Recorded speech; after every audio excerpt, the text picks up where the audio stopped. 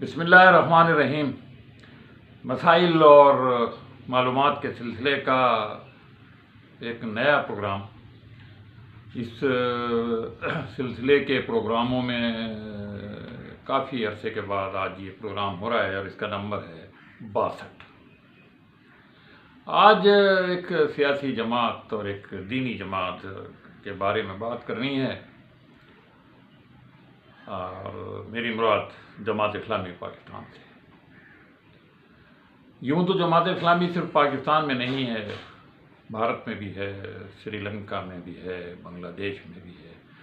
اور اس کے نظریے اور اس کی کوشش اور اس کے مقاصد کی ہم آہنگ بہت ساری جماعتیں دنیا بھر میں موجود ہیں۔ اور جماعت اسلامی جب قائم ہوئی تھی تو اس کے بانی مولانا سید ابوالعلا مودودی نے صرف کسی ایک خاص خطۂ زمین پر اسلام کو اجتماعی طور پر نافذ کرنے کا کوئی اعلان نہیں کیا تھا۔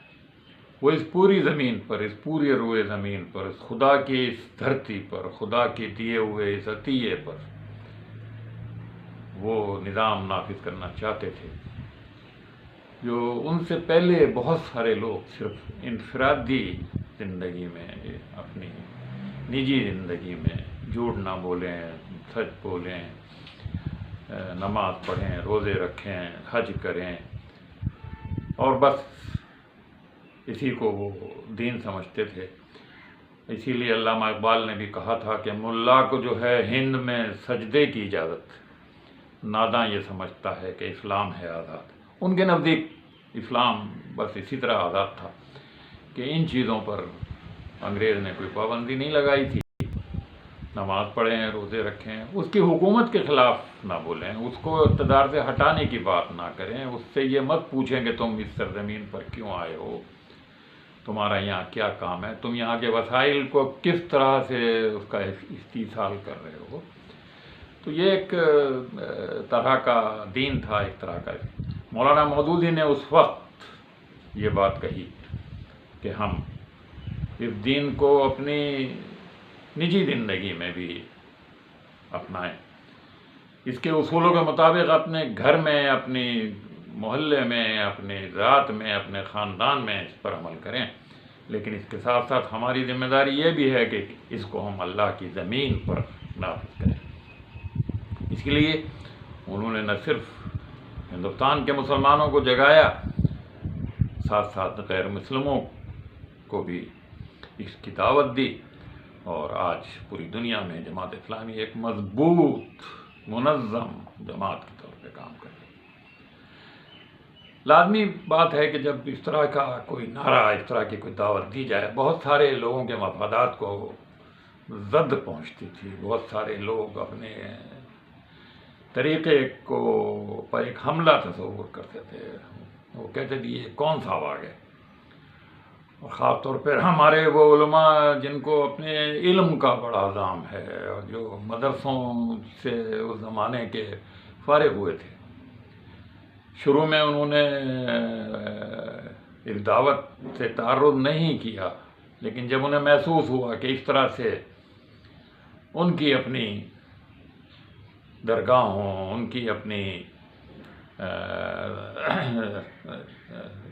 لائن، ان کی اپنے جو طریقے ہیں، ان کی اپنی جو سجادہ نشینی ہے، ان کی اپنی جو علماء کی جانشینی ہے، ان کے جو اپنے مدارس ہیں، ان کو نقصان پہنچ رہا ہے، تو ان میں سے بھی پھر آہستہ آہستہ بہت سارے لوگ، کچھ لوگ خلوص کی بنیاد پر بھی ہوں، کچھ لوگوں کو ہو سکتا ہے کہ واقعی بنیادی اختلافات کچھ لوگوں کو تھے، لیکن بعد میں مختلف بہانے اور مختلف معمولی چیزوں کو وجہ بنا کر ان لوگوں نے جماعت سے دوری اختیار کی، جماعت سے علیحدگی اختیار کی۔ خود جماعت اسلامی کے اندر بھی وہ فرشتے نہیں ہیں، ان کے اندر بھی کچھ کوتاہیاں تھیں، کچھ غلطیاں تھیں، ہوں گی، بعض فیصلے بھی غلط ہوئے ہوں گے، بعض فیصلے جلدی کر لیے گئے ہوں گے، بعض فیصلے دیر سے کیے گئے ہوں گے۔ بہرحال کچھ لوگوں نے انتخابات میں حصہ لینے کو گردن زدنی سمجھا، کچھ نے سیاست میں حصہ لینے کو برا سمجھا، کچھ نے بعض اور چیزوں کو، بقیہ فقہی اختلافات والی جماعتیں، فرقہ وارانہ جو ان کی مخالفت تو سمجھ میں آتی ہے۔ آج بھی جماعت اسلامی جس مرحلے میں ہے، جس دور میں ہے، آج اس کی تعداد ابتدائی 72 ارکان سے بڑھ کے 40-45 ہزار ہو گئی ہے۔ افسوس اس بات کا ہے کہ ان 40-50 ہزار ارکان، لاکھوں متفقین ہمدرد کارکن وہ علیحدہ ہیں، لیکن ان 40-45 ہزار جو ارکان کہے جاتے ہیں، تعداد تو ضرور بڑھ گئی ہے، لیکن افسوس یہ ہے کہ آج ان 40-45 ہزار میں بھی بعض لوگوں میں وہی نعرہ اور وہی بات ان کے دل میں کھٹکتی رہتی ہے کہ جماعت ایک دینی جماعت ہونی چاہیے، یہ سیاسی جماعت ہو کر اس نے صحیح نہیں کیا، اس نے اپنا رخ جو ہے وہ سیاسی جماعتوں جیسا۔ اصل بات وہی ہے کہ آپ اس دین کو، اس نظام کو پوری دنیا کے لیے نجات کا راستہ سمجھتے ہیں،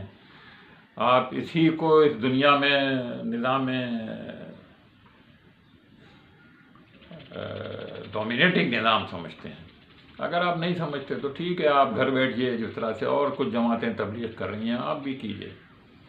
صرف یہ بہانہ بنا کر، یہ نعرہ لگا کر کے ہم نے تربیت کا پہلو چھوڑ دیا ہے، کم کر دیا ہے۔ بھائی تربیت کس لیے؟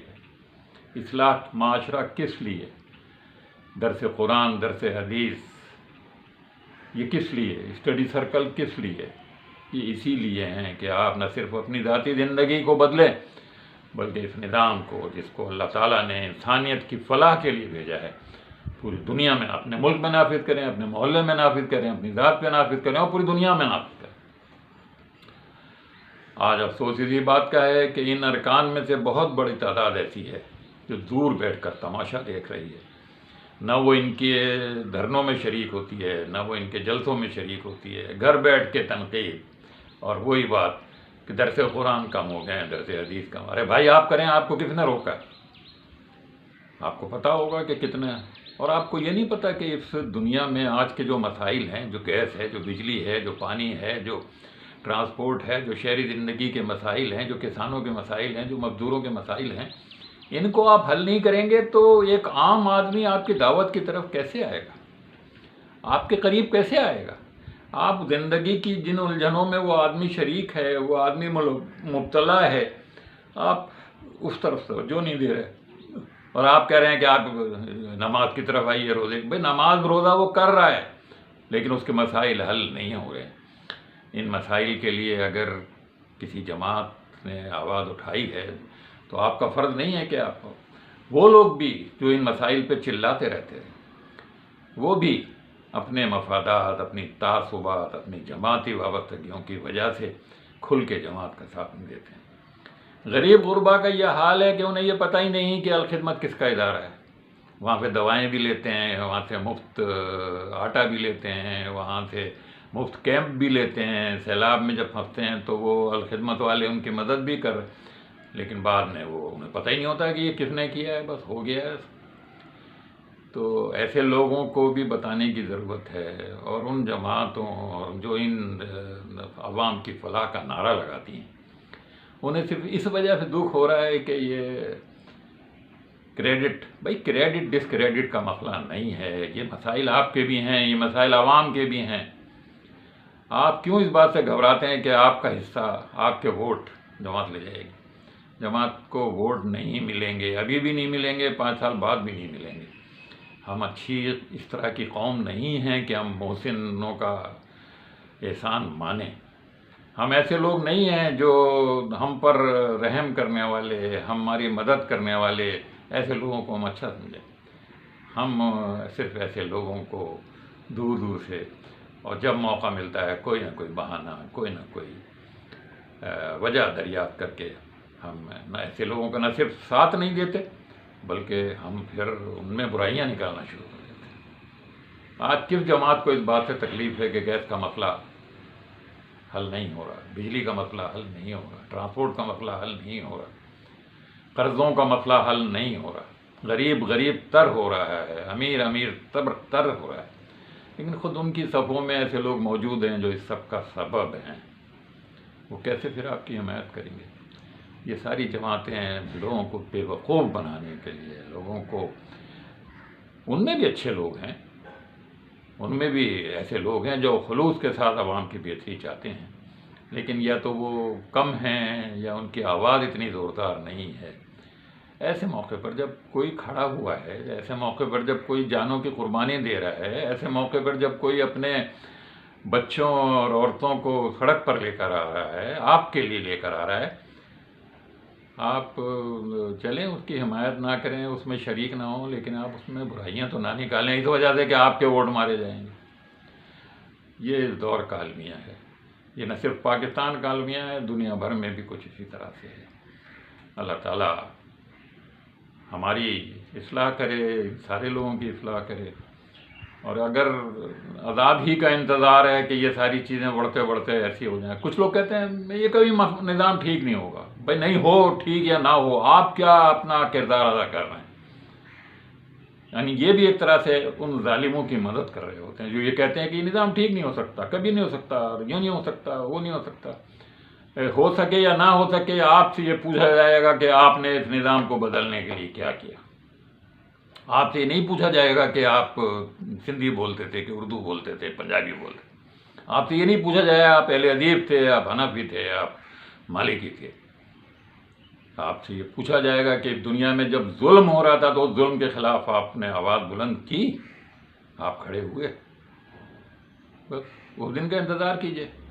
آپ بھی انتظار کریں ہیں، ہم بھی انتظار کرتے ہیں۔ انور سید کو اجازت دیجیے، اللہ حافظ۔